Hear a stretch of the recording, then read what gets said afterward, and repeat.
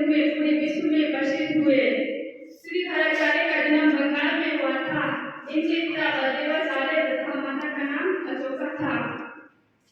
इन्होंने पिता से ही संस्कृत साहित्य और कन्नड़ की शिक्षा प्राप्त किया था और आगे चलकर एक महान गणितज्ञ और दार्शनिक के रूप में पूरे विश्व में प्रसिद्ध हुए।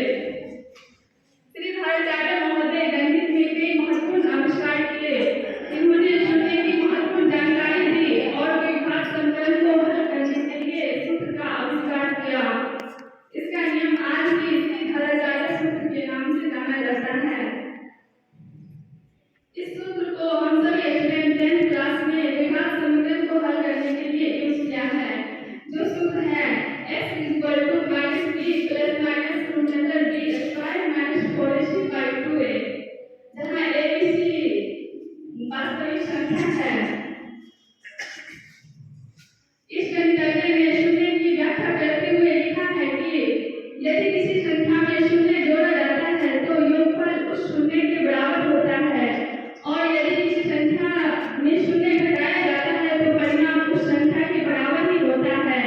लेकिन शून्य को किसी भी संख्या से गुणा किया जाता है तो उसका गुणनफल शून्य हो जाता है। किसी संख्या को भिन्न से भाग देने के लिए उन्होंने बताया कि उस संख्या में उस भिन्न के बीजगणित से गुणा कर देना चाहिए। श्री धराचार्य महोदय ने ये भी बताया कि दशमलव के 18 अंकों तक की गणना की थी। इन्होंने अपनी प्रसिद्ध पुस्तिका पाटीगणितशास्त्र अर्थात अंकगणितशास्त्र तथा त्रिसज्जिका की रचना की। इन गणितज्ञों के मन में हमेशा अंक इस कदर समाये रहते थे कि हजारों साल पहले उन्होंने बिना साधक सुविधा की ऐसी खोजें प्रस्तुत की। इन गणितज्ञों के जीवन से अगर प्रेरणा लिया जाए तो भारत में गणित का स्वर्ग पुनः आ सकता है।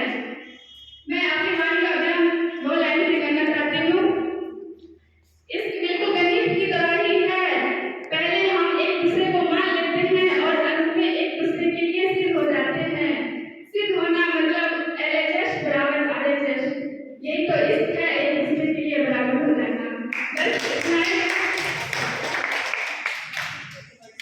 इतना ही कहकर मैं अपनी वाणी को विराम देना चाहती हूँ। जय हिंद।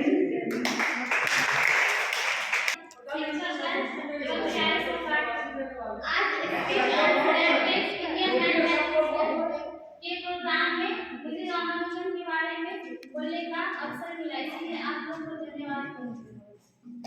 श्री निवास रामानुजन एक महान भारतीय जो भारत को अभी तो पूरे विश्व को गर्व था। रामानुजन का जन्म 12 दिसंबर